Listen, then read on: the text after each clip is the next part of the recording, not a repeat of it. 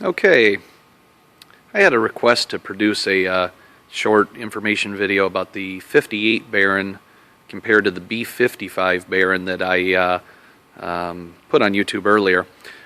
This is my newest plane. It's a 58. It's a 1971. So this plane's 42 years old. The big difference between the two, well, let's talk about the similarities first. Barons all fly about the same. This one's a little heavier in pitch. Maybe doesn't roll quite as, the responsiveness and rolls maybe a little bit less. Uses a little bit more ground roll, although I can't tell much, maybe 100 foot or so. The engines are essentially the same. This one here has had a Colemill conversion, and this is what we call the Foxstar conversion. My B55 I had earlier was a Colemill, but it was a President 2 conversion, which the President 2 has the IO 550, I think E model, IO 550E, 300 horsepower, with the 3-bladed props. This has IO 550B engines, IO 550B as in Bravo. And you also get these 4-bladed props, which they call them the Q-tip props. They're a little bit quieter. If you can see on the end here, they're curved as they come back. They almost look like they were hit into the ground as they ran. They look unairworthy. This one also has alcohol props, which the alcohol comes out this little slinger hose onto this boot and then out onto the blade. But the 4-bladed props give you quite a bit quieter cruise. Other than that, there's real no advantage to them that I see. Matter of fact, it may actually hurt the performance. Although the other day I flew the plane and I was getting at 9,000 foot, 185 knots on 23.5 gallons per hour. So not too bad. I'm not sure they hurt the performance that much. But anyway, basically the same engine, just a little designation difference, same horsepower, different propellers. The big advantage you get with the 58 versus the 55, or there's two big advantages you get. The first is in the nose. This nose, I don't know if you can tell, I'm going to back up. It's quite a bit longer. I mean, that's the big thing you see right off the bat. And the interior space is quite a bit more. Even with the baggage shelf, and I know that's hard to see in the back there, I have a radio shelf in the top, but even with that in place, I still have room under it, enough to put 2 sets of golf clubs, which I haven't put the second set in yet. I wanted to make sure the first set fit. But that's a full-size set of golf clubs, and I have bags in here right now. I'll be putting another set of golf clubs in there and enough bags for 3 of the 4 of us to go to Florida for a week and a half in the front of it. So I can put almost all the bags plus 2 sets of golf clubs in the nose. That wouldn't be possible in a 55. In a 55, golf clubs won't fit. And you might get a short set in there sideways, but you definitely wouldn't get 2 sets, and you definitely wouldn't get anything else up there. So that's a big advantage for me, being able to not have to tell my wife, hey, don't bring the extra stuff because there's not enough room. That makes her nervous when she thinks that the airplane isn't capable. Next, not real advantage over a 55, but something this 58 has that's nice is vortex generators. Those are these little things here. Believe it or not, these little slats on the wing completely change the way the plane flies, especially at slow speeds. At slow speeds, this keeps the air, as the air comes over the wing, this makes the air swirl and attach to the wing, as it keeps it attached to the wing as it goes back. It dramatically lowers your stall speed, and your single engine speed is lowered by almost, I think, 10 knots. It's 9 or 10 knots. So it makes the plane a safer airplane. By the time you rotate, I rotate at 80 knots, you're already almost 10 knots over single engine safe speed.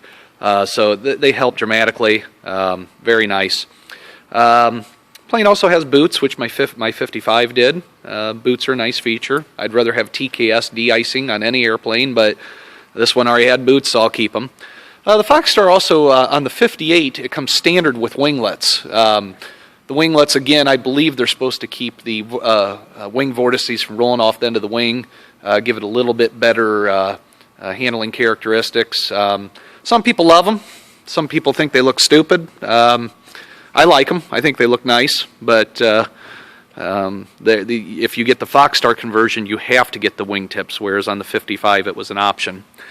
One other advantage, the 58 comes standard with 166 gallons of fuel, and it's through one filler and one selector knob. So you don't have auxiliary tanks, main tanks, and have to worry about that. You simply turn the fuel on or cross feed. And 166 gallons is enough to go 5 hours at 185 knots and still have about an hour to an hour and a half of fuel remaining, which is sufficient. Whereas in the 55, you're 136 gallons, unless you get the extended tanks from Colemill, which is about $20,000. At that point, then you'd have the same amount of fuel. But the plane burns the same as the 55 with the same engines. The 55 might be 5 knots faster. So a little advantage there for a 55. But again, the 58 comes with more fuel standard. So here's the big advantage. This is what made me buy this plane.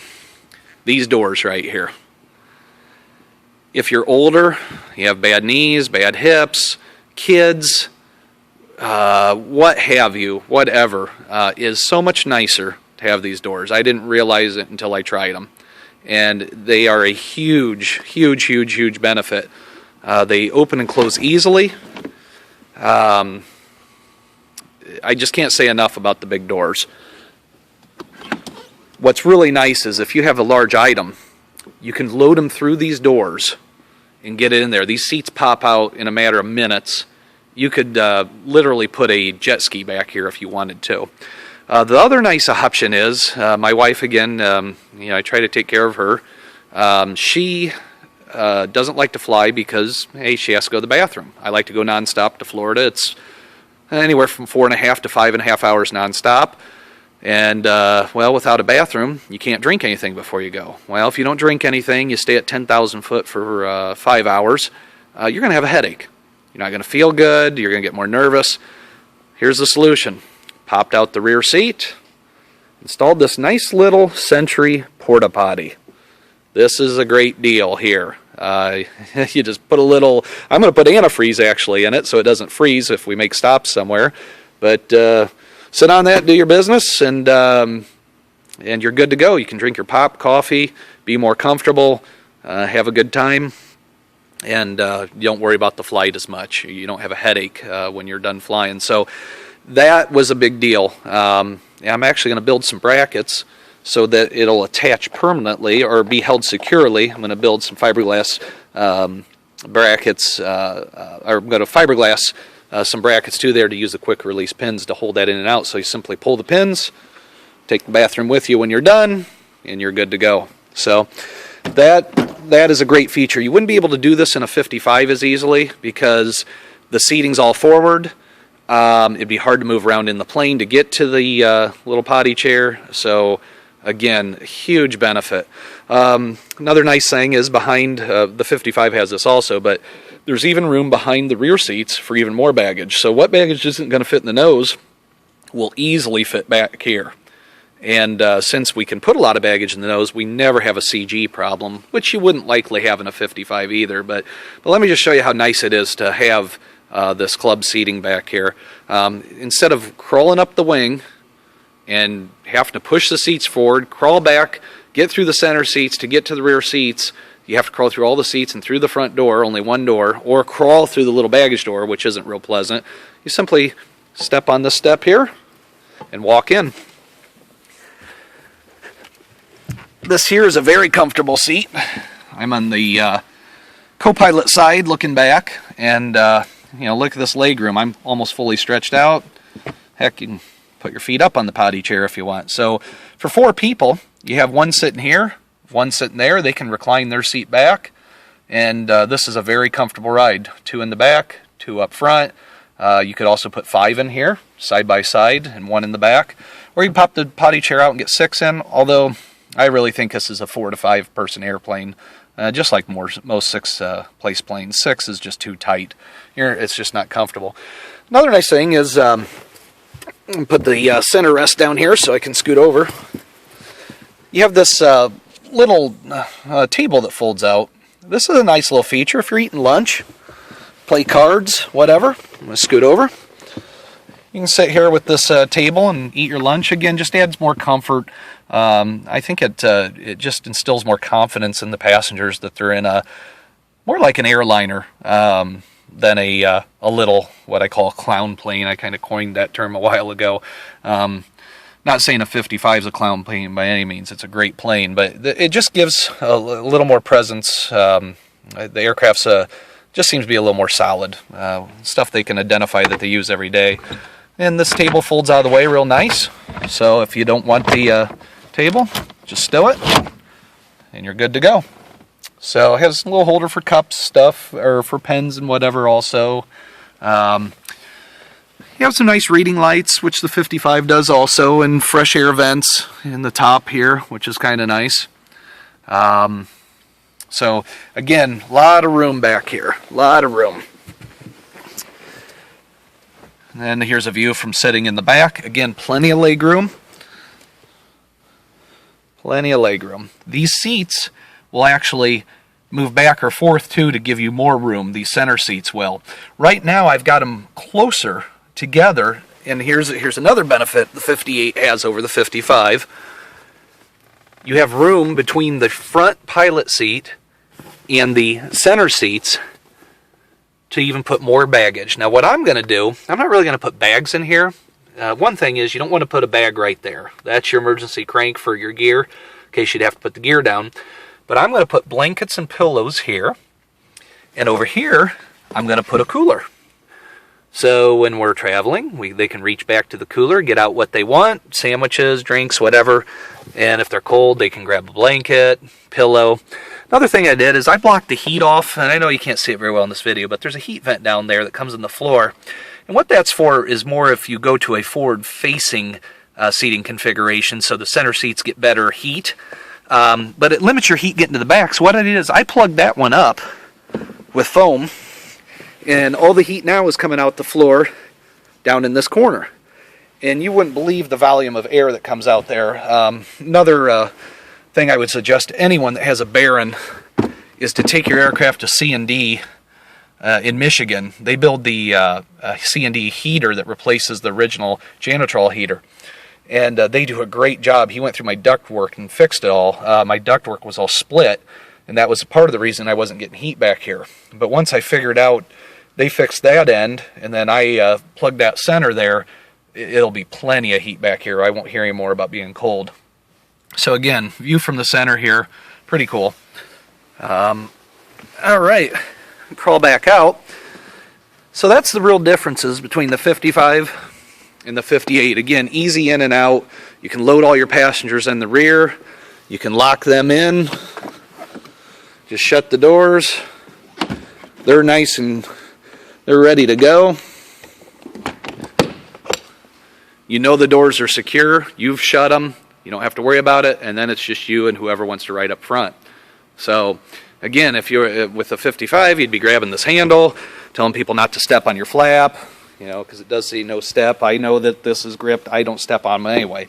So big step over, come up, put the center armrest down, and then I just do a slide. So I slide in, and that's all there is to it. And then I just have to shut that door. The 58 does also have warning lights. It lets you know. One thing I was always concerned about, well, did I get the back door shut? Well, there's that light that lights up there, utility door. I'm pressing the button to test it, but if I would open that door, that utility door light would come on. So that's kind of nice. Other than that, the cockpit's a lot of the same of the 55. There isn't a whole lot of difference.